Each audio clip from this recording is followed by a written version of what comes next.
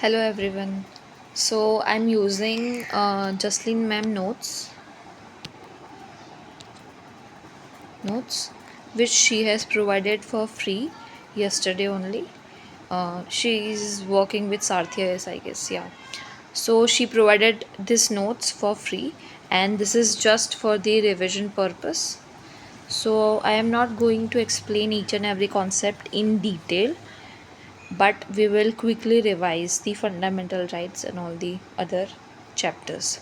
Okay, so let's start with fundamental rights. Fundamental rights. पहले तो how many types of rights are there? Natural rights, legal right, constitutional rights. Natural rights are by virtue, like we get it by birth, and it is society independent. So like it doesn't naturalize doesn't depend on which society you live. It is universal rights. Firstly, who termed or who introduced this concept of natural rights, which was by John Locke, life, liberty, property.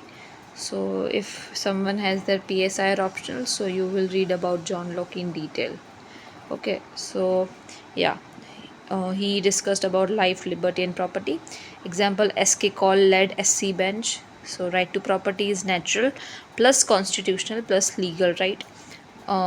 In Before this right became constitutional and legal right, it was considered as right to property was considered as fundamental right, but now it is considered a natural right, constitutional right, and legal right. Okay, so now what is legal right? So the right which we get by statutes, which are laws, customs. Okay, it is society dependent, and in India we have three types of legal rights: civil, criminal, personal. Example: abortion rights, transgender rights, etc. Now, what are constitutional rights? Those rights which are guaranteed by the constitution. For example, right to vote. So, right to vote is our right to vote is our constitutional right and not a fundamental right. Okay. So now overview of fundamental right. Fundamental means important of all round development, which means that development materially, intellectually, morally, and spiritually. So for this purpose, material, intellectual, moral, spiritual purpose, for the development of this, we need some rights. So that is termed as fundamental rights. It is written in Constitution Part 3, and no law against it by Parliament. So Parliament cannot make any law which infringes the fundamental right. And it is called Magna Carta of India. And we have types. So uh, by very it is a very high chance we get confused between and sorry liberty and freedom. Okay, so now here it is given as liberty. So negative liberty means what? It limits authority of state. So John Locke termed as where there is no law, there is no freedom. Okay, so it is saying like अगर कोई society में कोई law ही नहीं है, so everyone will act upon their convenience according to their wish, and it might harm the other person, right? So when there is no law, there is no freedom. So this is termed as negative liberty. And negative liberty is simply like it is limiting the authority of state. So which are the cases which reinforce FR's fundamental rights? Article 19, Shreya Singhal versus Union of India 2015. So in this case, this girl passed or posted a some kind of social media kind of कुछ तो था, या she conveyed, I don't know in detail, but yeah मतलब I don't remember right now, but ऐसा ही कुछ था. So क्या हुआ था कि she was arrested because she went against or posted something against the chief minister of that state, something like that था detail में. ठीक है, so you can search. ठीक है, so she was arrested. Then she filed a case that no, I can't be arrested because I have freedom of I have freedom of speech. Yeah, freedom of speech is not absolute. You that right has some constraints, but this was struck down. Section 66A IT Act. ठीक है, and it reaffirmed So section 66A of IT, it was struck down, and the Supreme Court reaffirmed that free speech is a supreme right. Okay. So now we have Article 21, which is Menka Gandhi versus Union of India case 1978. So what it did that it expanded Article 21 to include the right to live with dignity. So Maneka Gandhi में क्या था कि she was refrained from her passport was her passport was वो कर लिया था, उन्होंने ले लिया था उनका पासपोर्ट या सो उनको like she was not allowed to travel abroad. Her passport was taken by the authorities. So she filed a case, and by that case she won, and it expanded the Article 21, which includes right to live with dignity. ठीक है, मतलब वो बोल रहा है कि article 21 में सिर्फ राइट टू लाइफ नहीं है, अगर आप जी रहे हो लेकिन you don't have any protection for your dignity and your dignity is violated and like that thing. So उसमें बोला कि राइट टू लाइफ में सिर्फ जीना ही वो नहीं है, जीते तो लाइक एनिमल्स भी है. ठीक है, so what is the difference between we live and what animals live. So in this case it was the Article 21 was expanded, and it included the right to live with dignity. Okay, now we have Article 25. So this was Shaira Bano versus Union of India 2017. It struck down triple talaq in the Muslim law something, कुछ तो कैसे बोलते हैं I don't know, Muslim law करके कुछ है. ठीक है, सो उनमें क्या होता है, ट्रिपल तलाक का कुछ था. ठीक है, सो इस केस में शायरा बानो ने like she filed a case in supreme court, and supreme court struck down this triple talaq, जो भी मुस्लिम लॉ ऑफ मैरिजेस ऐसा कुछ है. ठीक है, सो उन्होंने इसको स्ट्रक डाउन किया एंड बोला कि रिलीजियस फ्रीडम है आपके पास. ठीक है, रिलीजियस फ्रीडम है लेकिन विद इन कॉन्स्टिट्यूशनल लिमिट्स. ठीक है, you can not take away any one's fundamental right, और you can not make the other person live without that right. Okay, now what is positive like fundamental rights is simply, if we term as, it is an entitlement, but there is one good term I am not recalling right now, entitlement, but like Zayus entitlement. So liable, ठीक है, मतलब कि entitlement तो है लेकिन liable entitlement होना चाहिए. ठीक है, कुछ भी आप बोल दो कि ये मेरा, I am entitle to this, no, that doesn't work. आपका डिफाइंड या कुछ है टर्म, या so I am not recalling right now, but ऐसा कुछ है. So positive is entitlement. This rights required a state. ठीक है, आगे हमने देखा था negative liberty, that means it limits the authority of state. Now we are saying the positive aspect of liberty. So उसमें क्या होता है, these rights require the state to actively promote welfare and equality. So ये rights को in force लाने के लिए we require that state has to take some action, has to promote welfare and equality. So इसके कौन से cases हैं, Article 21A Mohini Jain versus state of Karnataka 1992, and it recognize education हमारा एक fundamental right. Now we have Article 15(4) Clause 4 and 15 Clause 5 Indira Sahni versus Union of India. It upheld the OBC reservations in government job to ensure social justice. ठीक है.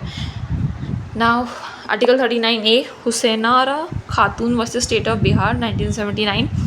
It led to free legal aid for underprivileged prisoners. ठीक है, मतलब कि जो भी prisoners है and like they are not capable enough to afford a legal aid, so they will get free legal aid. ठीक है, and these are not absolute का मतलब कैसा नहीं है कि बोल दिया तो बोल दिया, कोई इसके ऊपर कोई रिस्ट्रिक्शन नहीं लगाया जा सकता. no, there is reasonable restriction, and Thomas Paine words ring true, eternal vigilance is the price of liberty. Okay, now in article 12 we have the definition of state. State का मतलब क्या है? According to Max Weber, state is community of persons occupying definite territory independent of external control with organised government. मतलब कि state में ऐसे community रहेगा जिसका एक डेफिनाइट टेरिटरी होगा. जैसे इंडिया में, इंडिया एक स्टेट है. कैसे हम लोग रह रहे हैं? Community of persons. ठीक है, हमारा एक इंडिया का एक डेफिनाइट टेरिटरी है. ठीक है, we are independent of external control, we are sovereign, right? We are not governed by other government, other nations government.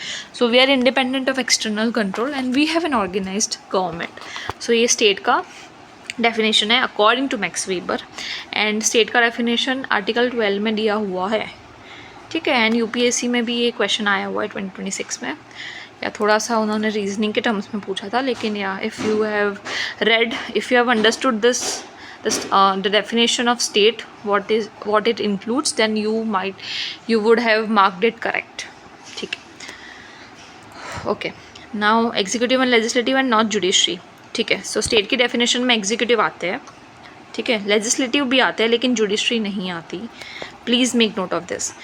Now there are 3 government tiers: centre, state, local government. ठीक है, statutory, non statutory authority भी आते हैं जैसे LIC, ONGC etcetera. And according to supreme court, even a private body working if they are functionally and financially controlled by the states falls under the meaning of state under article 12. बोल रहा है अगर कोई private body है वो state के अंदर function कर रही है या फिर स्टेट ने उन्हें फाइनेंस किया है, तो वो भी स्टेट के डेफिनेशन में आएगा अंडर आर्टिकल 12. ठीक है, और ऑटोनॉमस सोसाइटी जैसे कि NCERT हो गया, नीति आयोग हो गया, एम्स हो गया, आईखार हो गया. ठीक है, कोऑपरेटिव्स हो गया, ये सब स्टेट का पार्ट नहीं है, दे आर ऑटोनॉमस सोसाइटी. ठीक है, now in article 13 it has mentioned that laws inconsistent with FR. बोला गया है आर्टिकल 13 में ऐसे लॉज जो FR से इनकन्सिस्टेंट होंगे, जो FR को इन्फ्रिंज करने के लिए it might infringe, so that law will be declared as void. ठीक है, पढ़ते हैं. All laws inconsistent with or in derogation of any of the fundamental rights shall be void. It implicitly provides doctrine of judicial review for. ठीक है, मतलब judicial review is not explicitly mentioned in constitution, लेकिन article 13 implicitly बोल रहा है कि अगर ऐसा कोई लॉज बनेंगे जो फंडामेंटल राइट से इनकन्सिस्टेंट होंगे. इनकन्सिस्टेंट मतलब अगर सपोज़ फंडामेंटल राइट हमें राइट टू एजुकेशन अगर दे रहा है और हमने कोई ऐसा लॉ बनाया कि this community of people is not allowed, they do not have right to education, so this is inconsistent. ठीक है, फंडामेंटल राइट कुछ और बोल रहा है, ये लॉ कुछ और बोल रहा है. सो ये दोनों कन्फ्लिक्ट में नहीं आने चाहिए. सो ये जो लॉ बनेगा इसके फंडामेंटल राइट से अगर वो कन्फ्लिक्ट में आ रहा है, so it would be declared as void. ठीक है, ओके. देन वी हैव या वो लॉज में परमानेंट टेम्पररी लॉज हो सकते हैं जैसे ऑर्डिनेंसेस. ठीक है, स्टैट्यूटरी इंस्ट्रूमेंट जैसे कि डेलीगेटेड लेजिस्लेशन, बाय लॉज भी हो सकते हैं. नॉन लेजिस्लेटिव सोर्सेज जैसे कि जिसका लॉ का फोर्स है, एग्जाम्पल नागा कस्टमरी लॉज. ठीक है, constitutional amendment act is not a law under article 13. ठीक है, कॉन्स्टिट्यूशन अमेंडमेंट जो है वो 13 के उसमें परव्यू में नहीं आता है, बट वो जुडिशियल रिव्यू के लिए चैलेंज कर सकते हैं.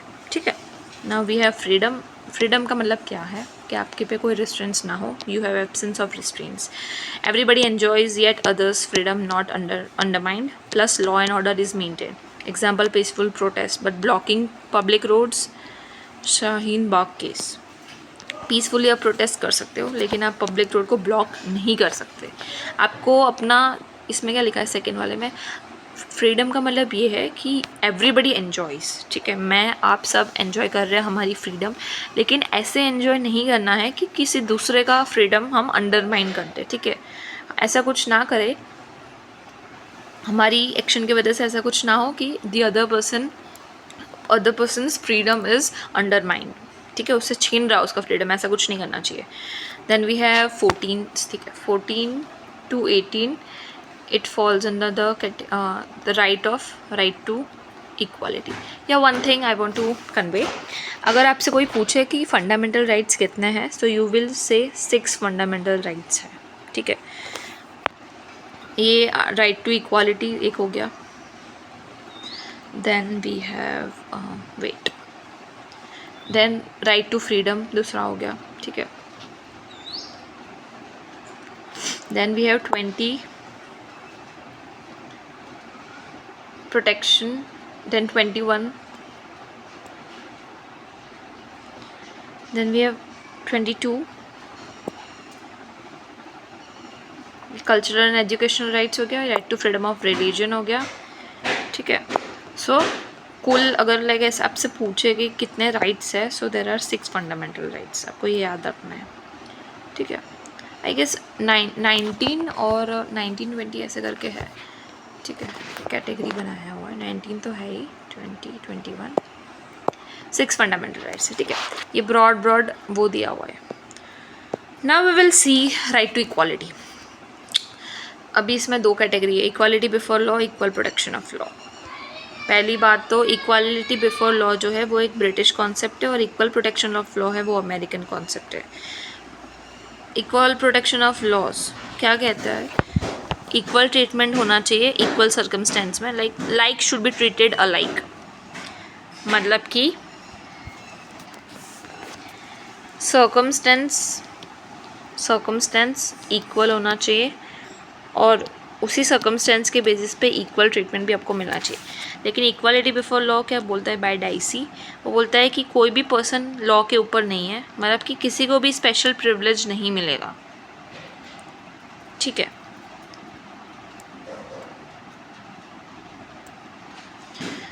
देन इक्वालिटी बिफोर लॉ बोलता है कि everyone is subjected to the law of all. Equal subjection होना चाहिए सबका लॉ के लिए, ठीक है. Then we have compulsory rights under the Hindu succession act 1956.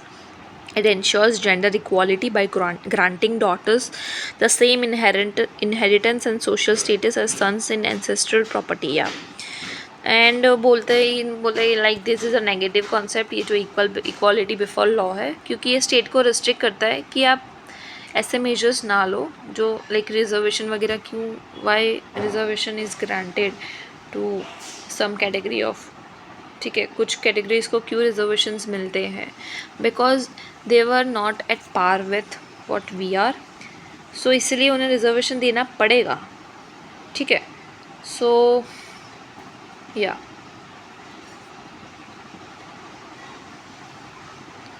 they have to be granted with reservation, because if we are not granting the reservation, so they will not be able to cope up and they will not be able to enjoy the same freedom which we are enjoying, ठीक है. सो reservation इसलिए दिया जाता है, तो इसे negative concept बोलते हैं, क्योंकि इक्वालिटी बिफोर लॉ बोलता है कि आप कोई भी हो, ठीक है, XYZ कुछ भी हो, आप लॉ के आगे वी विल नॉट सी कि आपका जेंडर नहीं देखेंगे, आपका रिलीजन नहीं देखेंगे, आपका कास्ट नहीं देखेंगे, आपका जो कंडीशन है वो भी नहीं देखेंगे, कुछ नहीं देखेंगे. जो लॉ है सबके लिए बना है, सबको इक्वली एप्लीकेबल होगा. सो this is the negative concept, ठीक है. लेकिन इक्वल प्रोटेक्शन लॉ क्या कहता है, वो बोलता है similar application of same laws with similar situated persons. बोलता है कि किसी 2 पर्सन है, ठीक है, सपोज ये दोनों की कंडीशन सेम है, तो ठीक है, लॉज इन पे सेम अप्लीकेबल होगा. लेकिन सपोज ए और बी की condition is not in at par with A, so उसके लिए कुछ एग्जेम्पशंस या कुछ भी थोड़ा सा प्रोएक्टिव मैनर में हम करेंगे कुछ भी स्टेप्स, ताकि it comes with par with a and then equally applicable होगा. सो वैसे वाला कॉन्सेप्ट है ये इक्वल प्रोटेक्शन ऑफ लॉज, ठीक है. जैसे SC ST states can treat unequal differently to create a level playing field, ठीक है. जैसे SC ST हो गया, एक्ट बनाया है 1989 में, civil code, immunities to president, जैसे प्रेसिडेंट और गवर्नर को इम्यूनिटी होती है, ठीक है. क्रिमिनल चार्जेस की इम्यूनिटी दोनों को होता है, प्रेसिडेंट और गवर्नर को रिस्पेक्टेड, ठीक है. लेकिन सिविल के लिए नहीं होता है एंड उनको नोटिस देना होता है, ऐसा कुछ है, ठीक है. Okay, just a minute.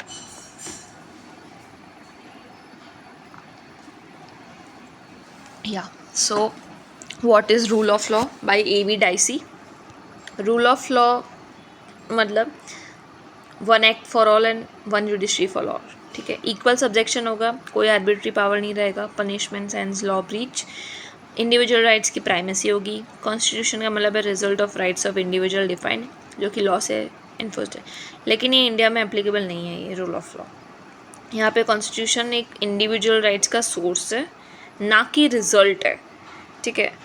Rule of law बोलता है कि कॉन्स्टिट्यूशन जो है वो इंडिविजुअल ने जो राइट्स बनाए हैं ना, वो मिलके एक कॉन्स्टिट्यूशन बना है, लेकिन इंडिया में ऐसा नहीं है। इंडिया में कॉन्स्टिट्यूशन से ही हमें सारे राइट मिले हैं। So in India constitution acts as a source of law, ठीक है, ओके या। So article 14 it tests both procedural and substantive validity, unlike rule of law where only procedural validity is checked. rule of law में क्या होता है, rule by law में क्या होता है कि सिर्फ प्रोसीजर देखा जाता है कि ठीक है ये प्रोसीजर फॉलो हो गया, ठीक है, तो फिर ठीक है, इट इज़ गुड। लेकिन आर्टिकल 14 जो है वो प्रोसीजरल तो देखता ही है, लेकिन सब्सटेंशियल और सब्सटेंटिव वैलिडिटी भी वो देखता है, okay. And supreme court basic feature बोलता है, any legislation conferring on executive admin and authority unguided and uncontrolled discretionary power in application of law violets A article 14। बोलता है कि कोई भी लेजिस्लेशन जो एग्जीक्यूटिव या मतलब किसी को भी डिस्क्रिशनरी पावर नहीं है लॉ के एप्लीकेशन में, अगर ऐसा है तो इट वुड बी वायोलेटिंग, ठीक है। नॉट, ये आर्टिकल 14 एब्सोल्यूट नहीं है, इसमें भी रिजनेबल रिस्ट्रिक्शंस है और कुछ कॉन्स्टिट्यूशनल इम्यूनिटीज़ भी दी गई है। जैसे आर्टिकल 361 में प्रेसिडेंट और गवर्नर को, जैसे मैंने बताया, उनको इम्यूनिटी दिया गया है, but that is not discretionary power, ठीक है। उनका उतना है कंट्रीब्यूशन इस वजह से, और दे आर लाइक द मतलब वो पिलर्स है हमारे एक पूरा जो हमारा स्टेट है जो इंडिया, उनके पिलर्स है। प्रेसिडेंट हो गया यूनियन लेवल पे, स्टेट पे गवर्नर, सो उनको इम्यूनिटी देना इज़ नॉट, उनको ग्रांट करना डिस्क्रिशनरी पावर ऐसा नहीं है, ठीक है। उनका जो वो जो पोस्ट पे है, ठीक है, the office which they are holding, for that we are providing them the immunity. After they are out of that office and after they resign or after they retire from that office, they won't be granted the same immunity. So if we see immunity of president and governor with respect to the office which they are holding, then we can term that the immunity is not granted to the person which is president or governor, but to the office which they are holding, ठीक है। I hope समझ में आया मैंने क्या बोला। मैंने बोला कि एक सेकेंड,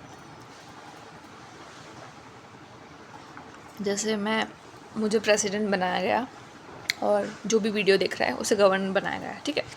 सो हमें इम्यूनिटी मिलेगी, लेकिन मैं हूँ इसलिए मुझे इम्यूनिटी नहीं मिलेगी। आप हो इसलिए आपको इम्यूनिटी नहीं मिलेगी। मुझे प्रेसिडेंट बनाया गया है, मैं प्रेसिडेंट बन चुकी हूँ, इसकी वजह से मुझे इम्यूनिटी मिल रही है। जैसे ही मेरा टर्म ख़त्म होगा उसके बाद मुझे इम्यूनिटी नहीं मिलेगी। सो बेसिकली वो एक, मैं जो ऑफिस होल्ड कर रही हूँ उसलिए उसको नज़र रखते हुए मुझे इम्यूनिटी दिया गया है। I hope it make sense, ठीक है। अभी आर्टिकल 361 क्या कहता है, इट प्रोवाइड्स, ये वाला बाकी है ना, या president and governor immune to criminal proceedings, ठीक है, in both personal and official capacity. Civil proceeding सिर्फ ऑफिशियल कैपेसिटी में उन पे नहीं हो सकता, पर्सनल में हो सकता है, लेकिन क्रिमिनल दोनों पर्सनल ऑफिशियल कैपेसिटी में they are immune. Personal capacity for civil acts done before and after joining the office of at least 2 month notice needed for civil proceedings. मतलब अगर उनके if they have done something for which the civil proceedings has to be done, then they have to be provided with 2 months notice, ठीक है। Then Article 361A provides protection to authors and publishers of true reports on legislative proceedings and court proceedings from legal action, ठीक है। सो ये जो 361A है वो author और publisher को दे प्रोवाइड प्रोटेक्शन, क्योंकि अगर वो ट्रू रिपोर्ट नहीं देंगे then how will we know what legislative proceeding and court proceedings have been taken place, ठीक है। Article 105 and 194 parliamentary privilege, it is granted to MPs and MLAs